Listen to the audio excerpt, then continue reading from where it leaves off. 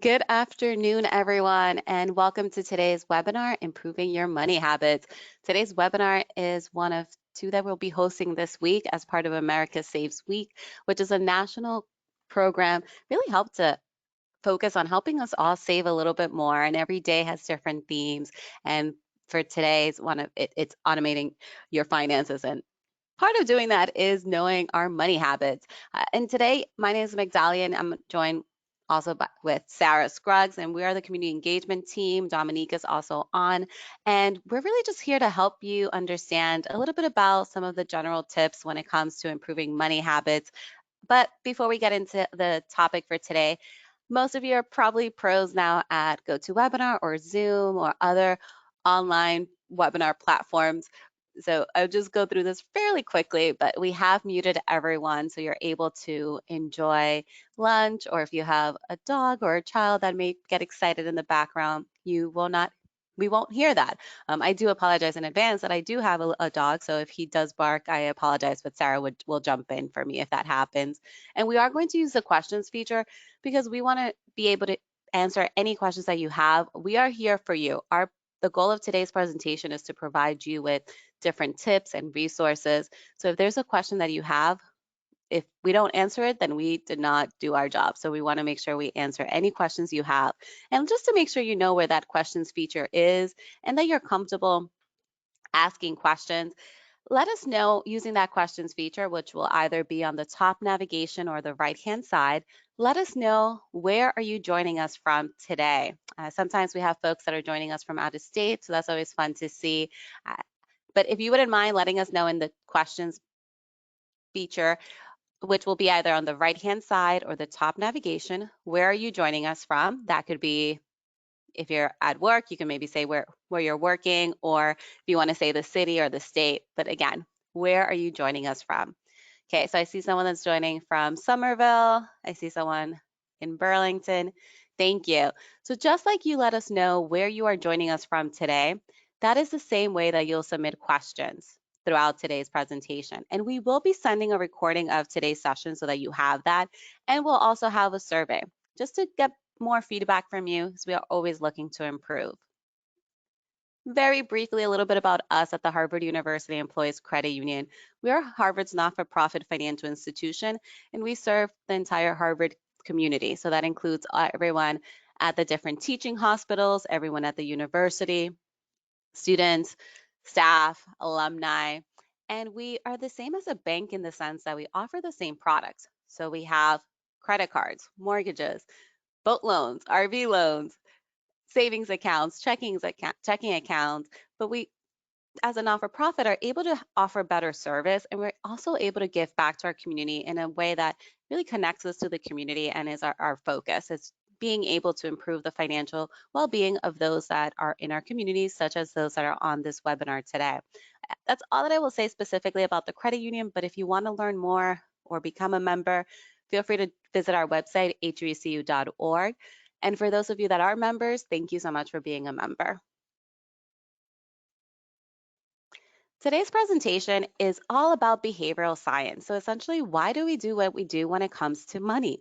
And we are very fortunate that we have a great partnership with GreenPath Financial Wellness, and they are a not-for-profit nonprofit that is across the country helping folks when it comes to their personal finance. They provide free budget counseling, credit counseling, federal student loan counseling, debt repayment strategies, and other services. And really one of the biggest perks for us is that they have a behavioral scientist on staff. So a lot of what we're covering today actually came from another presentation that they've done for our community and is backed by science. So what we're going to try to do today is think, okay, how do we interact with money? And knowing this, how can we use that in our favor? I want to say there isn't one. Sarah and I will stay away from saying, oh, that's bad. Oh, no, you know what? We are all different. We all have different personalities. There's not a bad personality. It's just, if I have a specific money trigger, what do I need to do so that I can get to reach the financial goals that I have given those money triggers? And that is one of the things we want to do, is make sure everyone leaves empowered. And we also have a little bit of an activity for those that are on today's webinar or if you're watching the recording is have a pen or paper, have something to write with, whether it's on your computer, on your phone, however however you prefer, and take some notes of what are a couple of things that you could do in the next week, given the different tips that we're going to go through. We are going to ask at the end for those that feel comfortable to just put it in the share with us. What are some of those tips? We will not say that Joe said that he's going to do X, Y, and Z. We won't do that, but it's always nice to see what folks feel motivated to do after hearing some of these tips. And I spoke very briefly a little bit about sort of behavioral economics and this behavioral scientist that has helped put together this presentation. But really, what exactly is that? Essentially, it's just the psychology of what is going to influence our financial decisions. And it's going to be based off of different risk tolerance and our savings and spending habits. And today's session, it's one of my favorites to present. Sarah and I were going to give a couple of different tips for each one. And we're also going to ask you, using that questions panel, to just let us know what are some that maybe come to mind in your case. But before we get into some of those tips, I do want to start letting folks know that one of the things that you could do is take a money personality quiz. And I will not be offended if you do this while I am speaking. In fact, I encourage you to do this. Sarah's going to put it in the chat, but essentially there are different money personalities, and there is a quiz that you can take on through NerdWallet. You can also, if you prefer, you can take it on a different platform, but I like to take online quizzes that just are easy to do, and then they'll just give you the results. But if you want to take a PDF version, that is also available. But what is nice is that it's going to give you an idea if you're more of a money vigilant, if you are more of a money worshiper, and there are also others. There's money status, money avoidance, and I'm not going to get into the specifics of all of this because really it's about you and your personality. So the benefit of this quiz is you'll take it and it'll tell you which way you tend to lean more in one direction or another. And then it provides a couple of specific tips based off of if you're someone who's more of a money worshiper or someone that's money vigilant. And I want to go back to what I mentioned at the beginning. There isn't one good or bad money personality. These are all just different, and it's up to us to decide how we use those to our benefit. Many times folks will hear, oh, money vigilant, that's great. Money vigilant is someone that tends to save significant amount. They're not the first ones to sort of spend. They tend to be much more reserved with their spending. And although that may sound like a great thing, that could also mean that someone that's money vigilant could miss out on experiences. So for someone who is money vigilant, one of the good tips for them is to budget having fun or budget the spending money. Or someone who's money vigilant may sometimes have a lot of financial stress because to them, they're missing out and they just never have enough money. So that is something that if you fall into that category, budgeting for experiences may help. If someone is money avoidant, one of the things that they could do would be put on your calendar a time to go over your budget, or essentially budget time to talk about money. And if you are in a partnership or in a family, this could be a conversation with your partner. This could be a conversation with your family, in addition to doing it on your own as well. But just if you're money avoidant, then making time every week, every 2 weeks, depending on your calendar, to focus on your finances. And this is just a quick overview of those different money personalities. As I said, I won't spend too much time on these because it's the best thing you could do is to really go onto that website. Sarah put it in the chat. And for those that are watching the recording, if you just Google NerdWallet money personality quiz, you'll be able to find it. But essentially, knowing the type of personality that you have, and they can switch. So some of us, I know for myself, I have gone from being a little bit more money vigilant to less money vigilant. And that, sometimes it's with time, sometimes it's with experiences. I know especially with the pandemic, savings, it's important, of course, but now I miss going out and having experiences because I wasn't able to do so for so long. So now I'm spending a little bit more on money. And there have been times that I've been more money avoidant. So it's something that it's good to just check in periodically. And it's also for those that are in partnerships, or if you have your finances and it impacts you, and you have family members that perhaps are also tied to your finances, having them do it as well. Because, if Sarah and I were business partners and Sarah were to be much more of a money avoidant and I would be much more money vigilant, that may lead to a little bit of conflict. But if we sort of have an idea of what our money personalities are, then we can work together to reach our financial goals. Because it's, for some of us, it may be on our own, but for some of us, it may be that we're managing our finances with others. And there are so many different influences when it comes to our money personalities. And as we're thinking about improving our money habits, we have to take into account, well, what impacts me and what influences me when I think about money? What are my values towards money? For some of us, many of us, a lot of these values are based off of the type of household that we grew up in. For some of us, if we grew up in a household that was very money vigilant, maybe always using coupons, we may decide as adults that we hated that and we don't want to do that. While others may say, well, that's how I grew up. That's the only way I know. And it could be anything from spending, save, or savings. There are multiple ways.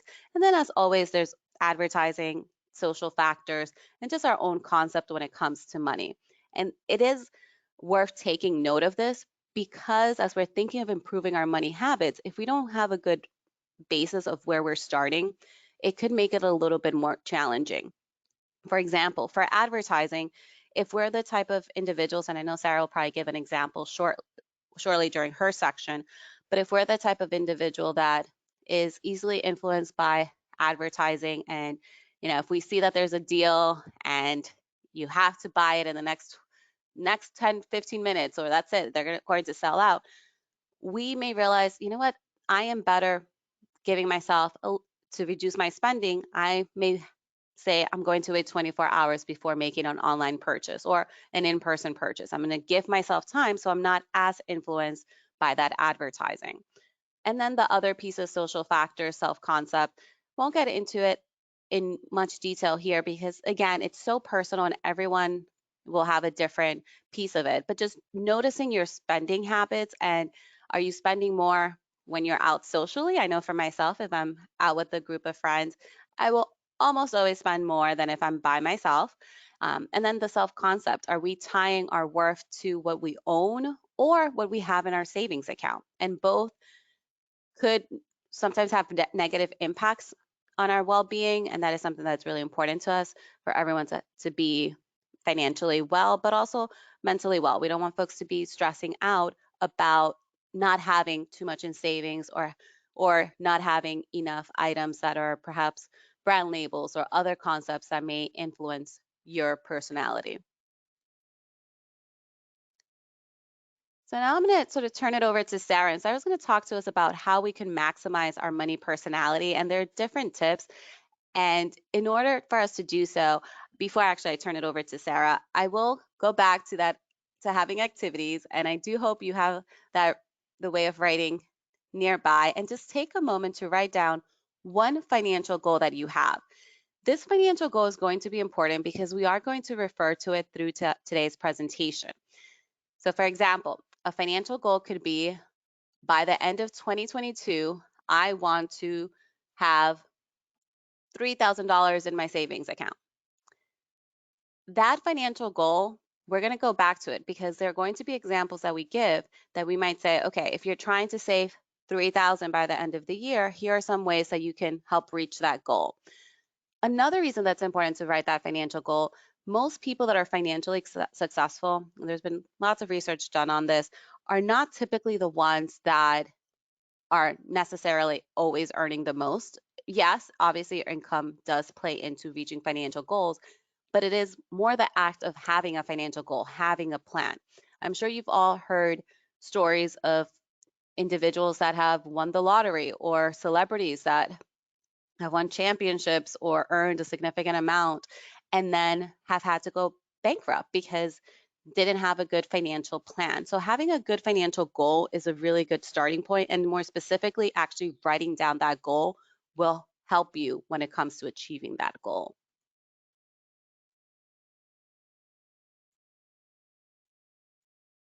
So I'm going to turn it over now to Sarah, who's going to walk us through some of the different tips that we have for today. And, sometimes I may jump in and we'll go back and forth and just giving you some tips. And we hope that you'll use the questions panel to let us know some ways that some of these apply to you. Thanks, Migdalia. Really excited to be with everyone today during America Saves Week. And so a lot of these examples that I'm going to go through, I'm going to view it through a lens of savings. Because at the end of the day, probably many of us, when we think about improving our own money habits, most of us want to improve our ability to save. And whether that be through making sure that we always know where our money is going, whether it's reducing our debts or things of that nature, we want to improve our money habits to be able to save more money for the goals that we want to accomplish that hopefully you've written down already, because this is really important when we think about how we move forward. Many of us, myself included, if I just kind of think of a goal in my head and I say, that would be something great to get to one day, but I don't write it down or I don't have someone keeping me accountable for it, a lot of times that goal can go by the wayside. And so I think it's really important to think about our behaviors towards that goal specifically, especially throughout this presentation, or thinking about these specific behaviors that we can change. How will these in turn help us meet that specific goal? Because if we can put it into place with one specific goal, we can then repeat that practice with many of our other goals. And a lot of these theories and behaviors aren't just with our money. So I highly recommend looking at these as your overall wellness. What other things can we maybe improve?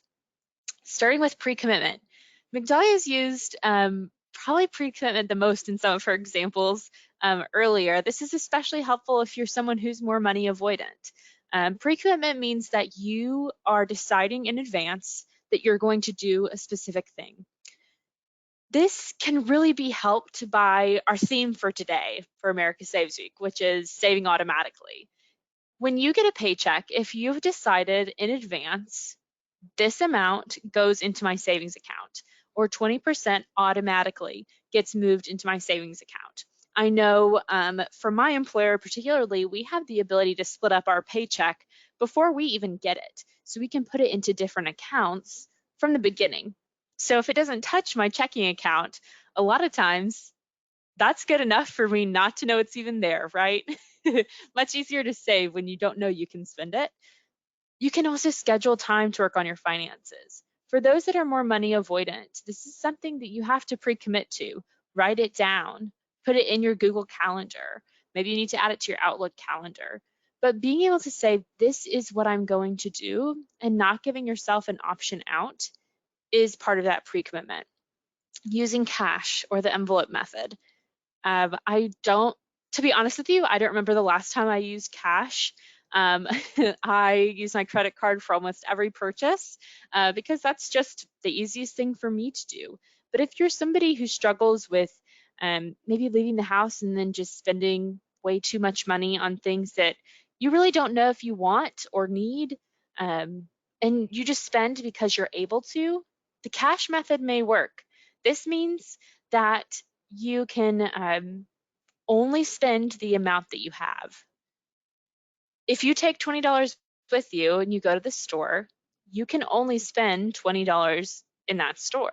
You can't spend more than that. And so using this cash method can be really helpful for those because you are taking this action to pre-commit to not spend more than that. Is there anything else you'd like to add, Migdalia, about pre-commitment? Maybe some examples in your own life? I love the pre-commitment one, the example of bringing a set amount of cash. Working in Harvard Square, we have so many great restaurants near us, and that is very tempting. So one of the things that I started doing, and I do it now, but unfortunately due to the pandemic, we're not going out as often. But with my friends, when we would go out for walks during our lunch break, I would only bring $5 or sometimes no money at all. That way, I wouldn't be tempted to going to run into CVS or to run and grab, a gelato, whatever the case would be, because I know that I wouldn't really want to ask someone for money.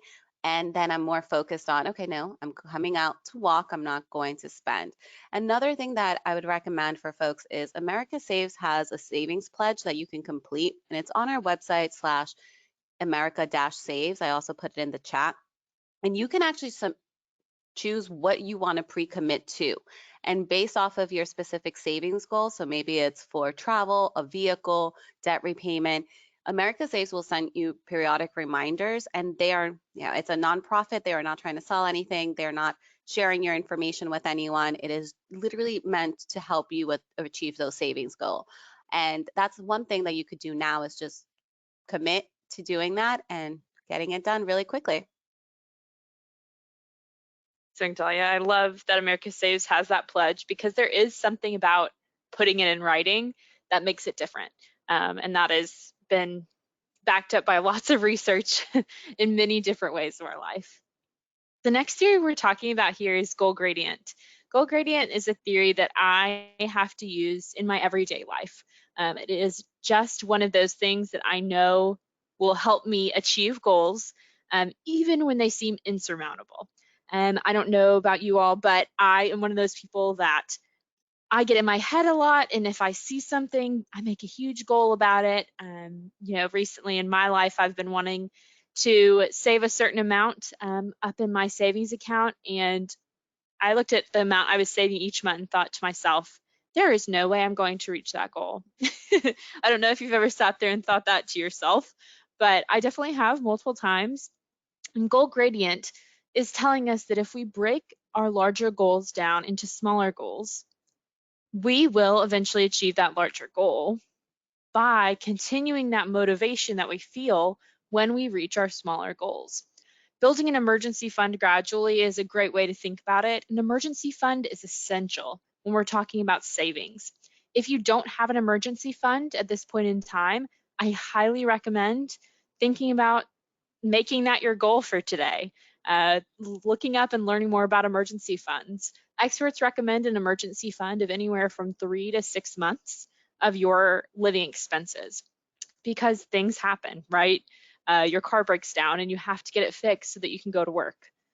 That's an expense that we would rather have built up in savings. It's an emergency, we need to fix it, and not use our credit cards for or take on additional debt.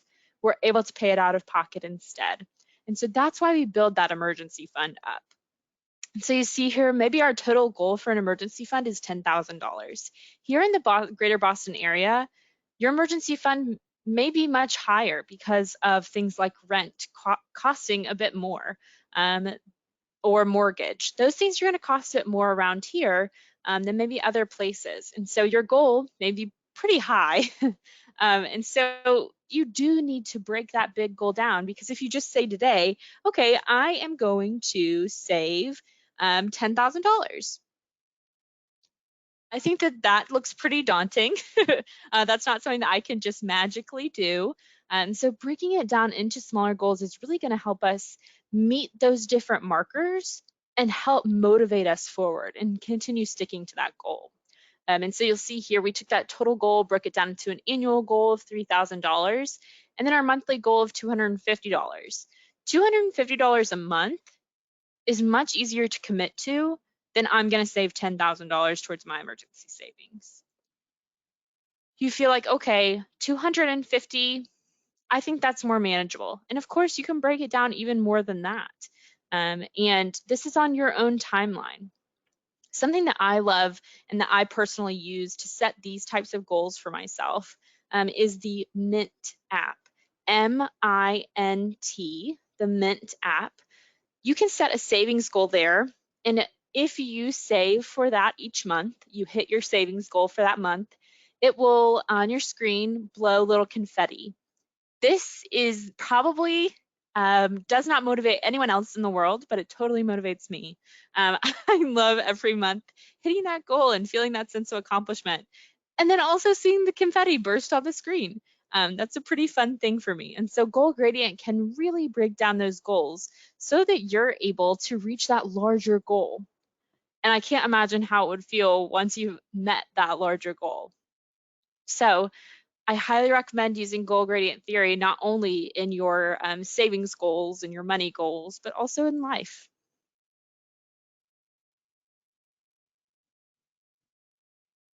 Planning fallacy is the next thing we'll speak about.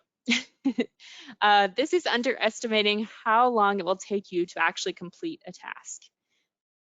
This is very common, I know, for folks getting out of the house, right? As we've started to go back into our offices much more often than we previously were, I know for me, this has changed a lot. Normally, when I'm working from my kitchen table, I know exactly how long it takes me to get ready for the day and get to my kitchen table with my computer up. But if I'm going into the office, I've somehow totally forgotten how long it would take me to actually get in, and how long it takes me to get ready for the day. This is very common when we're thinking about paying off debt. This comes into a lot of our cases when we're talking about money, when we think about our debt. Credit card balance transfer, one in particular that comes to mind. When you make a credit card balance transfer, it can be a really great way to save money. You could possibly transfer some debt from card A to card B, and maybe card B gives you a great deal of 0% interest for a year. This is a really wonderful deal if you make sure you're taking advantage of it. Where the planning fallacy comes into place is that you say, of course I can pay off all of that debt in 1 year, but then you never actually make a plan to pay it off within those 12 months. And so here are some tips that we've come up with, is that making sure you calculate what you actually need to pay each month to pay it off within that 12 months of 0% interest. Setting up automatic payments. A lot of these goals and a lot of these theories, behaviors all go together, right? We're never going to leave one of them behind. And then probably the largest tip I can give is not acquiring additional debt on that card. Credit card balance transfers are unique in this way because when you transfer your debt from card A to card B, yes, you are taking on this new type of revolving debt that you have, but you also have the ability to continue swiping that card and adding additional debt. I know for some folks, what they do is they pre-commit to not taking that card and putting it in their wallet, or they only pay off one thing a month in addition to the debt that they hold on it already. This way, they never spend more than they were planning to in the first place. Migdalia, is there anything you wanted to add on planning fallacy? I think it's with planning fallacy, it's definitely one that it's so applicable not only to just money, but just life in general. And I think just a reminder to folks to be kind to ourselves. There are going to be times, especially if you think of the planning fallacy and the goal gradient, if you combine them, we might say, okay, it's going to take me 10 months to reach my goal of having $3,000. And we may underestimate how long it may take us to save. And if that's the case, or to repay debt, we might say, yeah, I'm going to pay this off in a year. If it doesn't happen in that timeline, you are still closer to reaching the goal than had you not made a plan. So just a reminder that if as part of your goal gradient, you realize, it's not, I'm not where I wanted to be in 6 months. That's okay. Make an adjustment and just give yourself more time. The key is to stay focused on that goal and be kind to yourself if, life happens and it just takes us a little bit longer to get things done sometimes.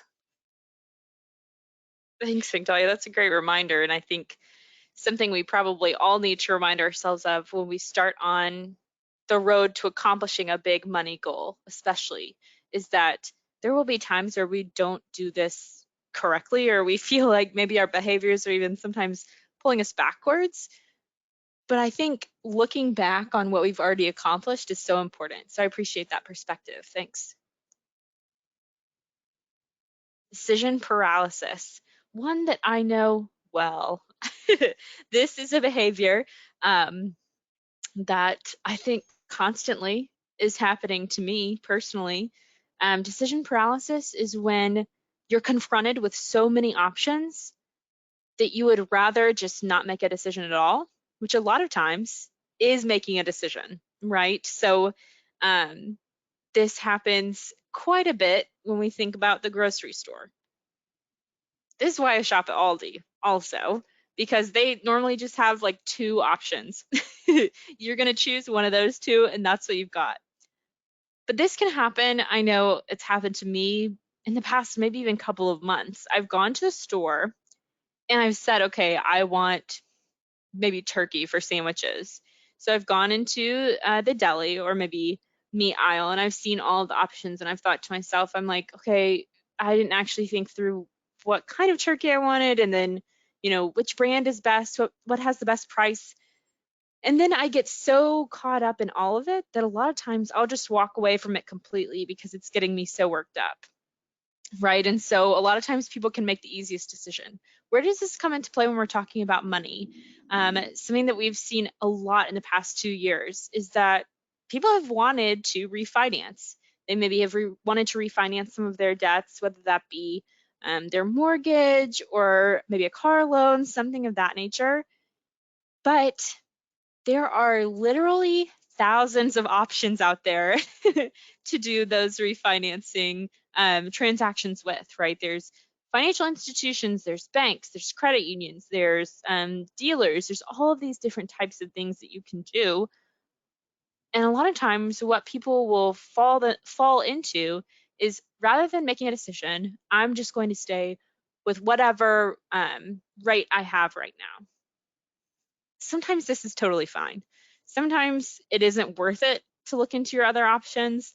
The rates may not have dropped enough for you to actually look into it. But a lot of times, this can leave you with owing additional money that maybe you could have saved for things like an emergency fund or going on a really big trip you've wanted to go on. And so avoid paralysis by sitting down and taking some time to think through it, pre-committing to making a decision. And even if that decision turns out to be not doing anything, it is important to note that you've thought it through. And I think that's something that we really need to think about. Migdalia, do you want to talk a little bit about the financial well-being elements? Yes, Sarah. And I did put in a question in the chat, and someone did answer, and if folks, we want to make sure we're helping address any financial behaviors that you're trying to improve. So continue to submit using the questions panel. But someone said that they haven't made a financial choice regarding retirement because not sure what to do, too many options. So one of the things that someone can do, which it speaks to one of the financial well-being elements, which is the ability to be able to in the future to have sort of that security and be able to absorb any financial shocks, and also freedom of choice on track to meet your financial goals, is set up a time to meet with a retirement advisor that is provided usually for free through your employer. So if you are in a retirement plan through your employer, this is a free service that's available to you, and it's part of that plan to have someone that can walk you through how much money you need to have saved for retirement, what are the options that you have to that you could invest in. So that's one way that can help. And thank you for sharing that. As for the other pieces of financial well-being elements, for present day security, we want to be able to have control over our day-to-day, month-to-month finances. So sometimes this is another way of saying we want to be able to have a good budget. And sometimes what happens with figuring out what budget tool to use, we don't use one, or we don't set up the budget because it just gets to be too many options.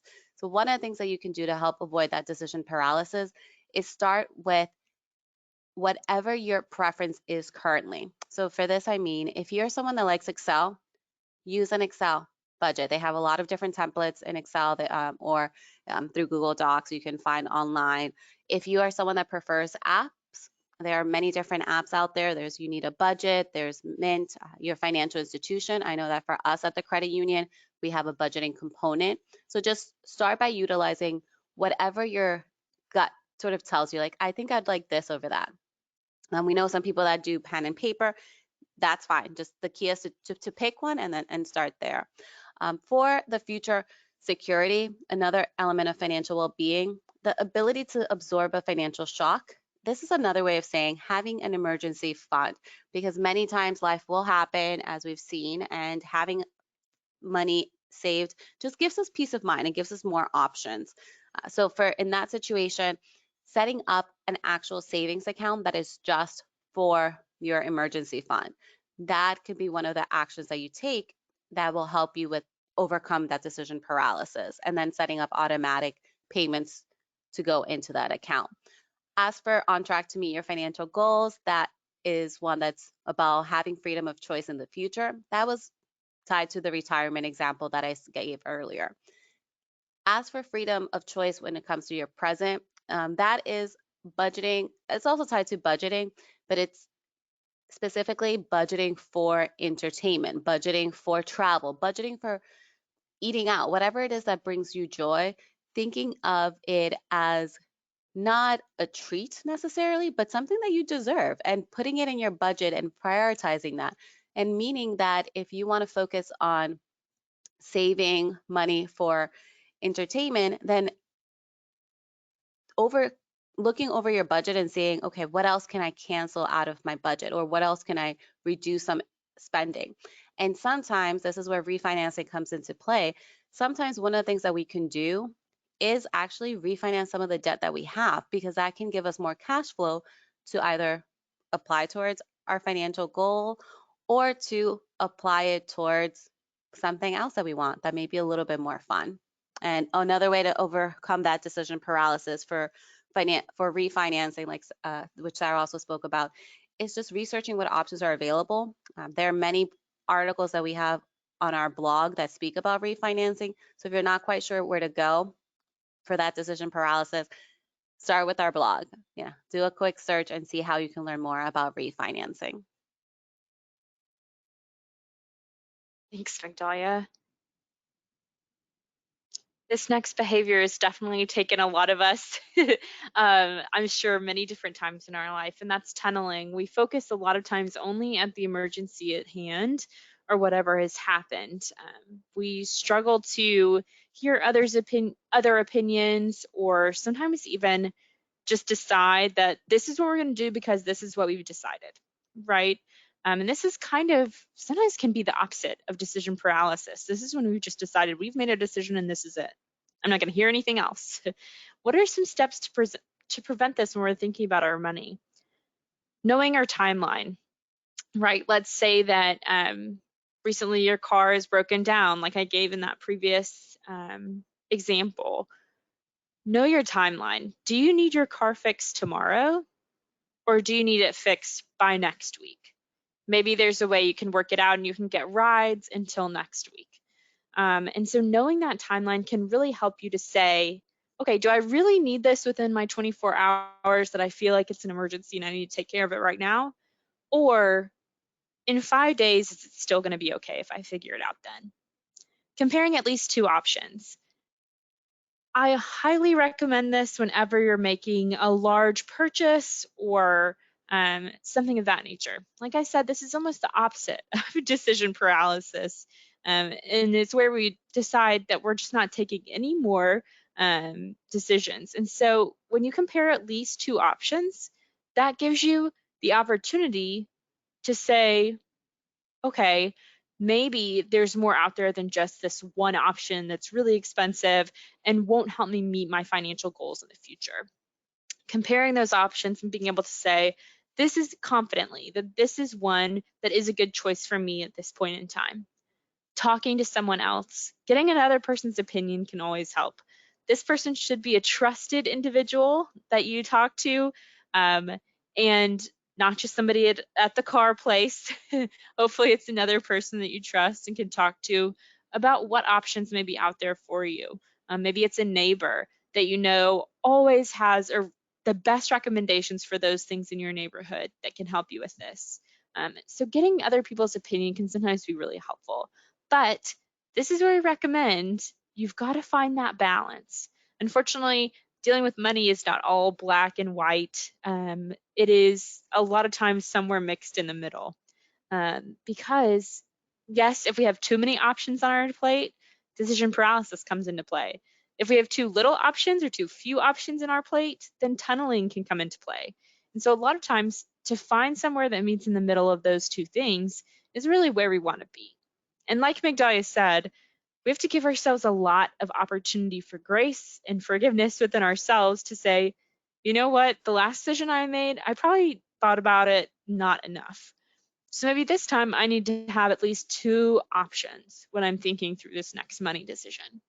So really comparing those two and saying, what will help me reach my financial goals best?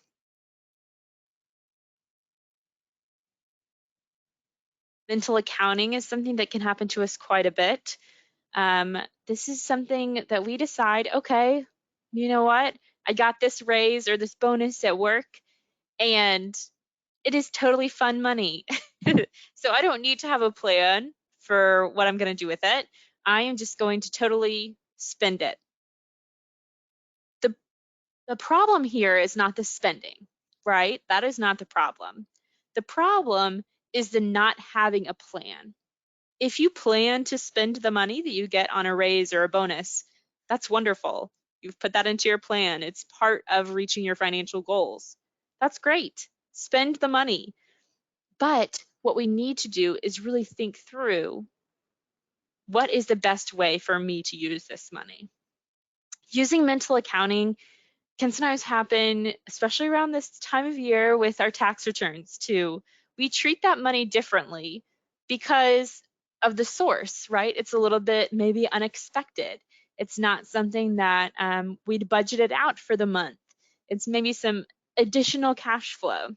And so this can happen too when we're on vacation, right?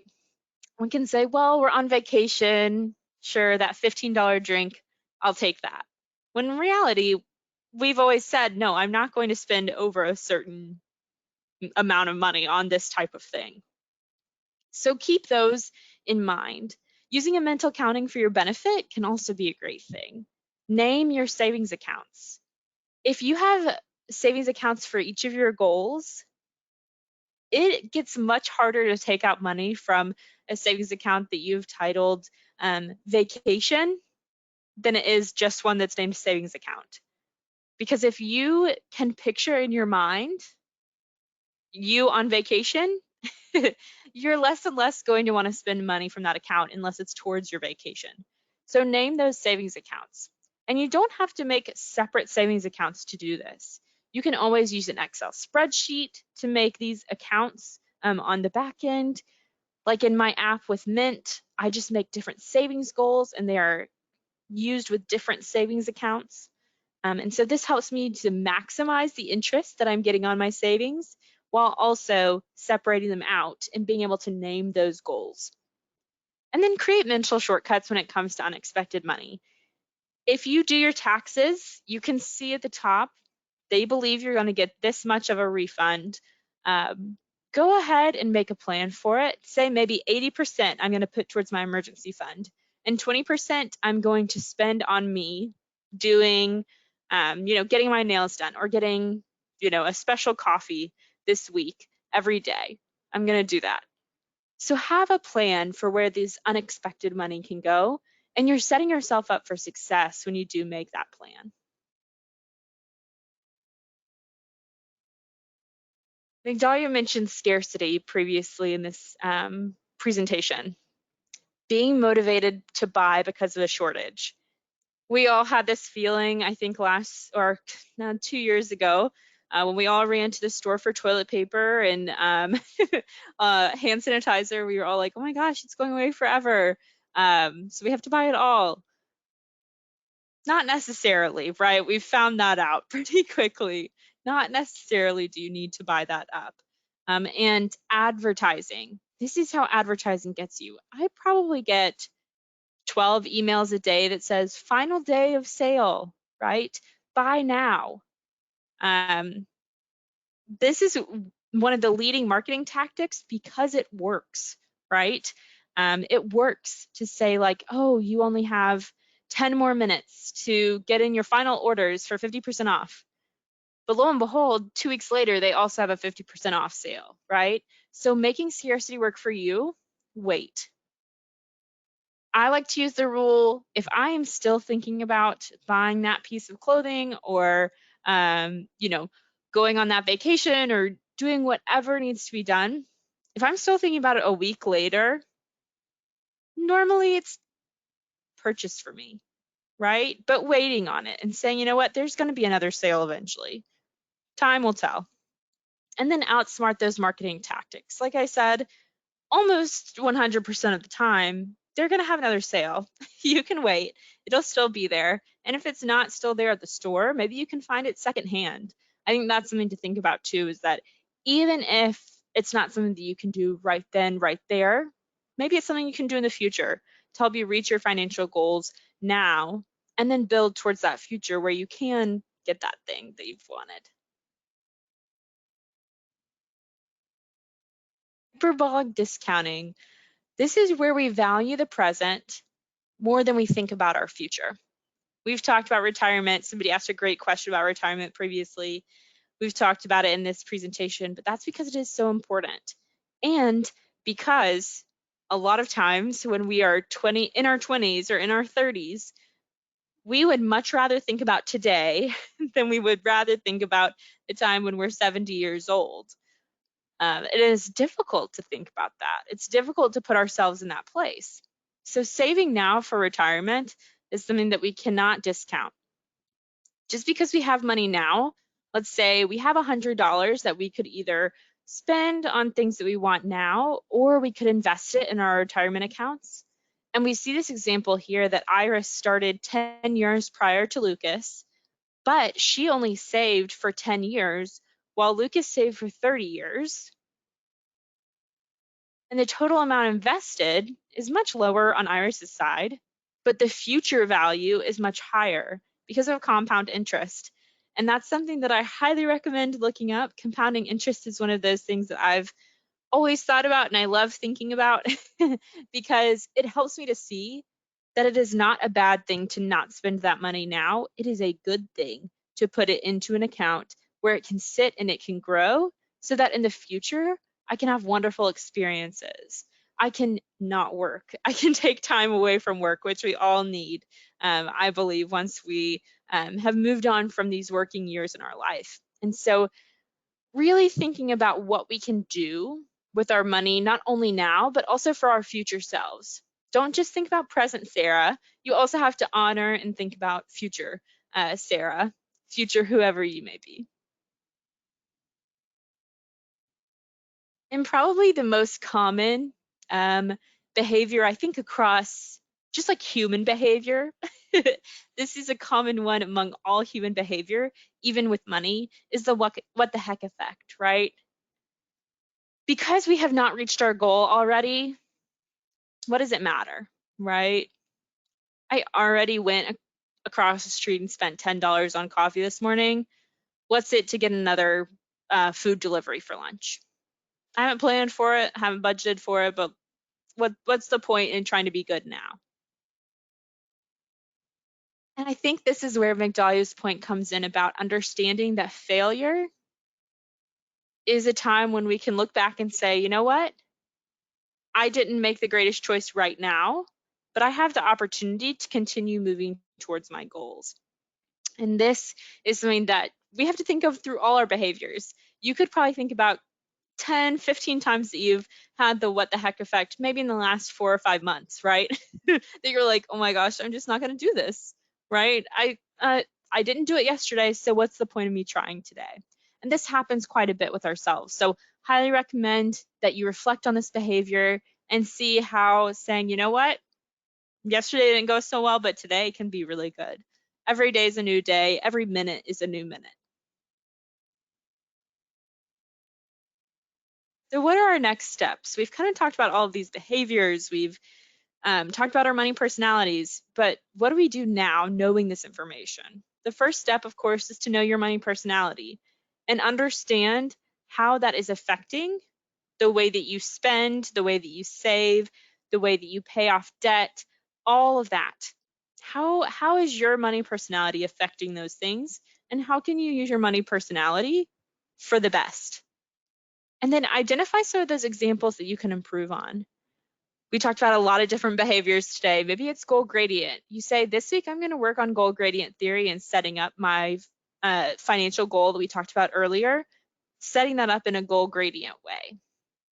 Maybe it's decision paralysis. Maybe you say, you know what, on Saturday, it's going to be, you're going to have to clean off your snow, so you're not going to want to do anything on Saturday. Saturday afternoon, maybe it's you commit to sitting down and looking through the different high yield savings options you have out there.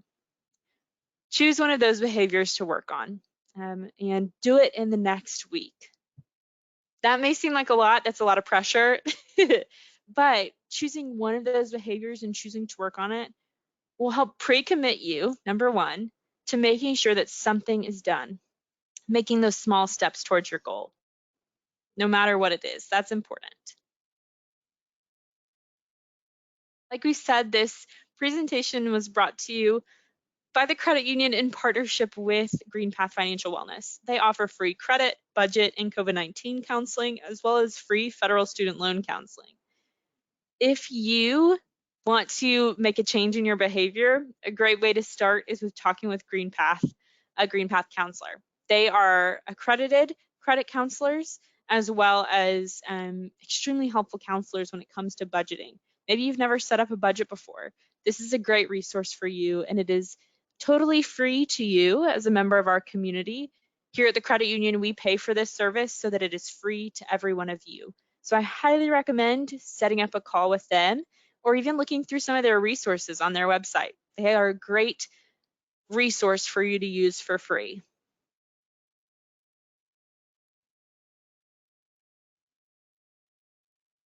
And I want to make sure if there are any questions, we have about 5-ish more minutes on our call today. So I want to make sure that any questions that you have about improving your financial habits, your money habits, are answered. And definitely thank you, Migdalia, for putting that in the chat. I was just about to say, we do have a survey on our website that if you could just take 2 to 3 minutes to fill out for us, it really even may not take 3 minutes, but this will give us good information so we can continue to make these presentations a success. And if there's anything that you feel like needs to be talked about more by financial institutions, we would love to hear about that so that we can continue working for these different things for our members. We'd love to hear from you. If there are any questions we can answer, we'd love to do that too. You can send those through the questions feature.